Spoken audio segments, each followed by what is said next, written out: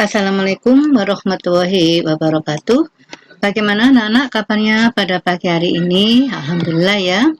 Eh, Ibu berharap agar kalian tetap semangat dan semangat, khususnya di pagi hari ini, hari Senin tanggal 21 September 2020.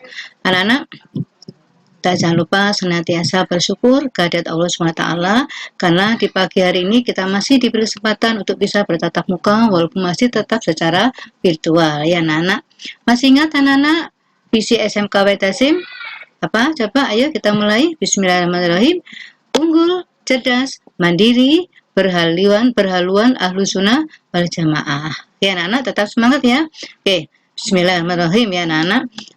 Materi pada pagi hari ini kita lanjutkan tentang kesejahteraan ya. Tentang kesejahteraan yaitu tentang gaji ya.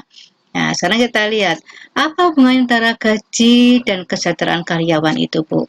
Nah, ini anak-anak ya. Gaji atau upah merupakan kompensasi langsung dan kesejahteraan karyawan merupakan kompensasi tidak langsung. Ini sama-sama merupakan pendapatan bagi siapa? Karyawan, atau outcomes ya bagi karyawan. Kemudian pemberian gaji atau upah dan kesejahteraan ini bertujuan sama, yaitu untuk apa? Memenuhi kebutuhan dan keterikatan dari karyawan di suatu perusahaan atau instansi atau organisasi. Ya, gaji atau upah ya dan kesejahteraan ini merupakan biaya bagi perusahaan. Kenapa? Karena mengeluarkan ya. Kemudian pemberian gaji atau upah dan kesejahteraan ini memang dibenarkan oleh peraturan yang sudah resmi atau legal ya. Jadi dimasukkan dalam neraca fiskal perusahaan atau fiskal. Apa fiskal itu? Ya laporan keuangan dari perusahaan. Nah, selanjutnya, pengertian gaji itu sendiri apa, Bu? Bukan gaji makanan ya, anak-anak ya. Kalau gaji dari daging itu lemak ya. Nah, kalau di sini, gaji itu adalah suatu pembayaran periodik, artinya berkala. Bisa mingguan, bisa harian, bisa bulanan. Kok tahunan, Bu? Ya janganlah ya. Nanti makan apa yang di rumah? Nah, ini artinya pembayaran secara periodik dari seorang majikan atau di perusahaan kepada karyawan. Ya, adapun pengertian menurut kinerja karyawan, gaji itu adalah suatu bentuk kompensasi ya, yang dikaitkan dengan ya, bukan dengan ya, sorry anak-anak, dengan kinerja individu ya. Kinerjanya gimana? Kalau malas-malasan ya otomatis nggak digaji yang banyak atau sedikit ya. Kemudian kinerja kelompok ataupun kinerja organisasi. Ini memang ada perhitungannya anak-anak ya. Apalagi di Surabaya ini sesuai UMR ya. Nah, kemudian upah layak atau upah yang adil itu apa? Nah, kita lihat perbedaannya. Adil dengan upah yang adil, ini artinya apa? Upah yang sesuai dengan kontribusi buruh. Ya, ini ada perbedaan antara gaji, ya, penghasilan, atau kemudian upah, bonus, hadiah, dan lain-lain ya. Ini termasuk apa? Penghargaan juga ya gaji ini ya. Artinya kontribusi buruh artinya apa ya? Ini upah itu diberikan untuk para buruh, tapi kalau gaji itu karyawan. Tapi emang intinya sama anak-anak ya. Tujuannya apa? Intinya apa? Yaitu penghasilan ya. Upah yang layak artinya apa? Upah yang memenuhi kebutuhan buruh atau untuk hidup layak, apalagi sampai sudah punya anak, istri ya, keluarga. Terkait dengan non-labor income atau gaya labor ini pekerjaan apa penghasilan dari suatu pekerjaan dan konsumsi termasuk gaya hidupnya. Ya, kalau gajinya sedikit ya jangan bergaya hidup yang wow gitu ya. Jadi besar pasak daripada penghasilan. Jangan ya. Kemudian upah yang adil ini belum tentu layak ya, sedangkan upah yang layak belum tentu adil. Nah, bagaimana Bu? Ya ini harus tercapainya atau tidaknya kondisi upah yang adil tergantung pada struktur ya pasar tenaga kerja. Jadi harus disesuaikan dengan UMR. Kemudian kita lihat lagi, peranan gaji itu apa sih Bu? Nah ini dibagi menjadi dua anak-anak ya. Nanti kalau kalian sudah bekerja, kalian akan bisa merasakan. Kalau masih sekolah seperti ini, kalian makanya jangan terlalu banyak menuntut kepada kedua orang tuamu, khususnya ayah yang merupakan tulang punggung ya, atau sebaliknya seorang ibu yang menjadi tulang punggung keluarga. Nah ini peranan gaji ya dibagi menjadi dua bagi pemberi kerja, artinya perusahaan atau majikan ya. Gaji itu merupakan unsur pokok untuk menghitung biaya produksi ya dan komponen untuk menentukan harga pokok. Nah, ini tentu saja perusahaan apalagi yang pribadi ya ini akan punya perhitungan sendiri untuk gajinya karyawan berapa, untuk modal berapa, untuk biaya operasional usahanya berapa, ini harus disesuaikan.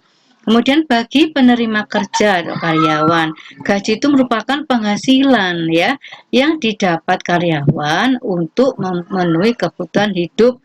Selain itu juga untuk motivasi karyawan. Artinya apa? Semangat. Nah, kalau karyawan bekerja tidak digaji gimana mau bisa bekerja dengan cekatan, dengan efektif, dengan efisien, ya, dengan profesional. Makanya nanti disesuaikan anak-anak ya. Nanti lebih asik lagi kalau sudah materi selesai ya. Nah, sekarang kita lihat gambar yang terkait ya antara lembur dengan gaji tadi. Ya, nanti gambarnya bisa lihat di Google ya.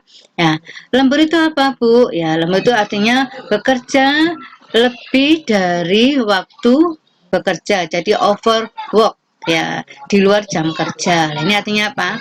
Ya, pengupahan merupakan jumlah yang harus dibayar pada karyawan pada skala tertentu. Ya, ini jumlah yang diterima secara berkala kepada karyawan dari gaji atau upah pokok ditambah dengan tunjangan-tunjangan yang diberikan dalam bentuk uang atau uang lembur. Nah, menurut peraturan perburuhan di Indonesia, karyawan yang kerjanya lebih dari 40 jam per minggu ini harus diberikan uang lembur ya.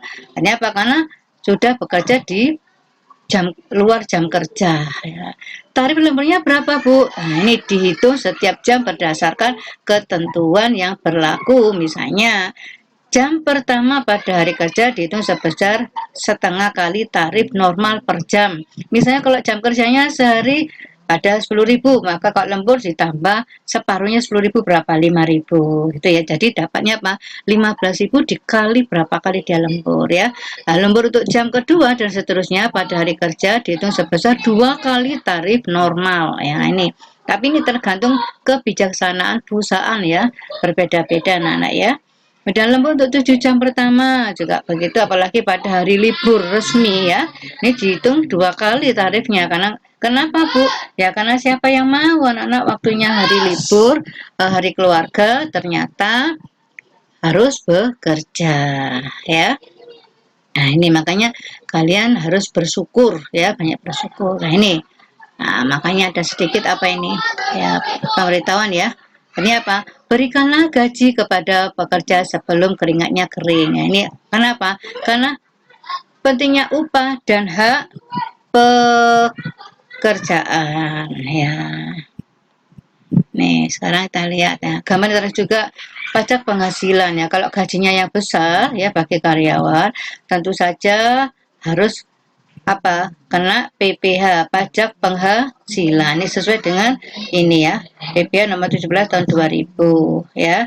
Tujuannya apa? Agar karyawan tersebut tetap mendapatkan haknya sesuai dengan yang sudah disepakati.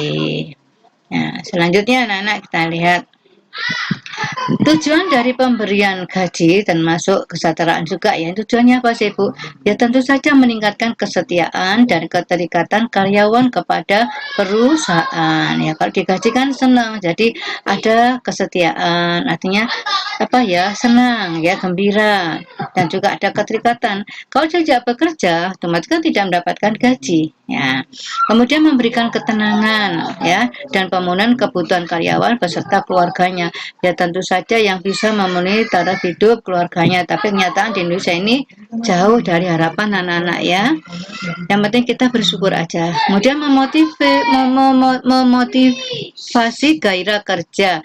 Kalau mendapatkan gaji ya tentu saja kita akan tambah semangat ya, kemudian disiplin dan produktivitas karyawannya bisa ditingkatkan.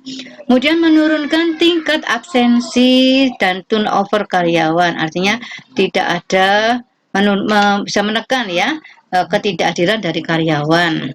Kemudian menghambat juga turunnya atau keluar masuknya dari karyawan. Makanya harus sesuai dengan UMR. Kemudian menciptakan lingkungan dan zona kerja yang baik dan nyaman. Nah, makanya harus ada kesejahteraan yang lainnya termasuk gaji tadi ya. Kemudian membantu lancarnya pelaksanaan pekerjaan untuk mencapai tujuan ya.